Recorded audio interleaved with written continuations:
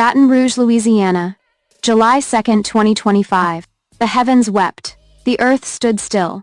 The gospel world went silent for a brief, breathless moment. The man whose voice once thundered through televisions, crusades, and cathedrals around the globe was gone.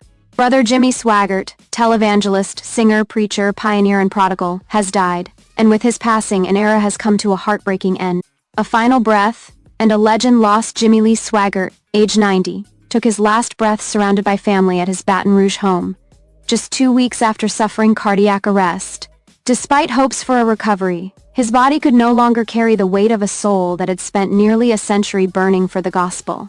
Doctors confirmed that Swagert had been under intensive medical care since June 15th. But in the early hours of July 1st, with Francis Swagert clutching his hand, the evangelist who once preached to millions quietly slipped into eternity. He just whispered, "Jesus," and then he was gone, a family member revealed through tears. There was no pain, just peace. The ministry that shook the world at the peak of his career in the 1980s, Jimmy Swaggart was broadcasting to over 150 countries, reaching an estimated 500 million people per month.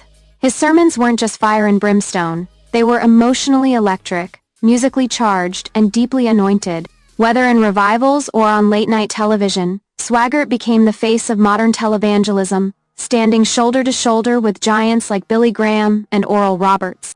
He wasn't just preaching, he was transforming souls. From Africa to Appalachia, from prisons to palaces, his voice broke through every barrier. But what made Jimmy different?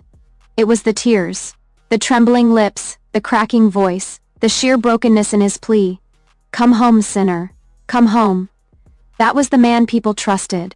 He sang like he knew heaven. He cried like he had been to hell. And maybe in some ways, he had. The rise, the fall, and the resurrection. No tribute to Swagert can be complete without mentioning the scandal that shattered his empire. In 1988, the world watched in shock as Jimmy Swaggart, the man of God, tearfully confessed to moral failure after being caught with a prostitute. "I have sinned against you, my Lord," he sobbed in front of a worldwide audience, a moment etched in American religious history. Church leaders turned their backs. Networks pulled his broadcasts. Donors fled. But Swagert didn't disappear. He didn't run. He rebuilt. Stripped of megachurch fame, he poured his heart into rebuilding a ministry that many had written off.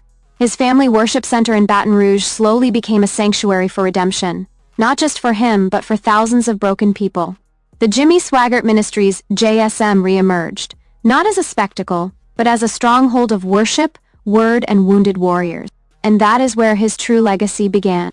A family at his side, and in his shadow at the heart of Jimmy Swaggart's ministry was his family, Francis, his wife of over 70 years, Donnie, his only son, and grandchildren Gabriel and Matthew, who are now prominent voices within JSM.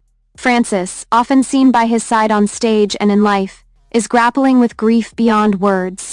She was his anchor, says a longtime church staff member. She kept him together when everything else fell apart.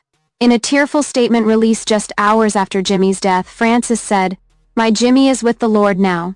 The man who sang to me, prayed over me, and loved millions, is singing in heaven, I have no doubt." Donnie Swaggart, who now faces the daunting mantle of leadership, added, "Dad wasn't perfect, but he was real. He showed us how to fall, and how to get back up. I pray I can carry his legacy with honor." Gabriel, often seen preaching alongside his grandfather in recent years, posted a simple message on X, formerly Twitter.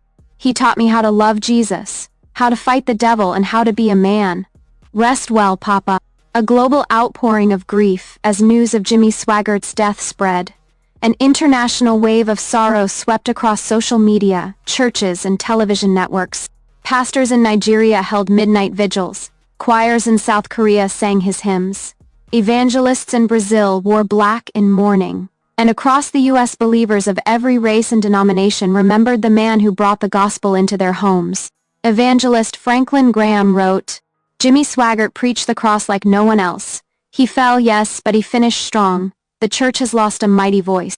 T.D. Jakes posted, "His fire changed lives. His failures taught humility. His fight inspired a generation." Even secular outlets like CNN, BBC, and the New York Times covered his passing, describing him as a complicated icon, a fallen angel, and a redeemed warrior.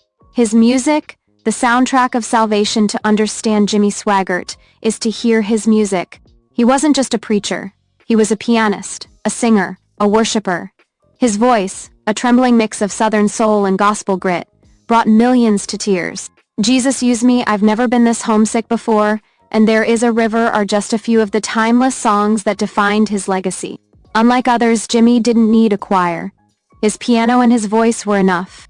Even in his final months, as frail as he would sit at the keyboard and sing. Touching Jesus is all that matters. It was never performance. It was always worship. And it moved people. The legacy left behind Jimmy Swaggart Ministries, though smaller than it once was, remains a global force. Broadcasting on Son Life Broadcasting Network (SBN), running Bible colleges and supporting missionaries around the world.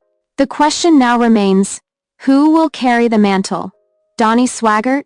Gabriel Swaggart? Someone else? Sources close to the family say that Jimmy left a very specific will outlining the future of the ministry, which will be revealed in the coming days. Rumors suggest Gabriel may take on a more central role, while Frances continues as the ministry matriarch. One thing is certain, his shoes can never truly be filled. A private funeral, and a public farewell, a private memorial service will be held for close family and church staff this weekend in Baton Rouge. However, a public celebration of life is scheduled for July 14th at Family Worship Center, where thousands are expected to gather, both in person and online, to say goodbye. Gospel singers, preachers, and lifelong friends are expected to speak and sing at the service. According to insiders, Donnie and Gabriel are preparing a special tribute titled The Cross Still Stands, featuring some of Jimmy's most iconic songs, Heaven's Gain, Earth's Loss. In the end, Jimmy Swaggart's story isn't just about scandal or sermons. It's about a man who lived out his brokenness in front of the world, and pointed to a savior who could redeem it all. He was controversial. He was criticized. But he was also called. For every failure, there was a fight to restore. For every tear, a testimony. Today, heaven is louder, because Jimmy is singing again.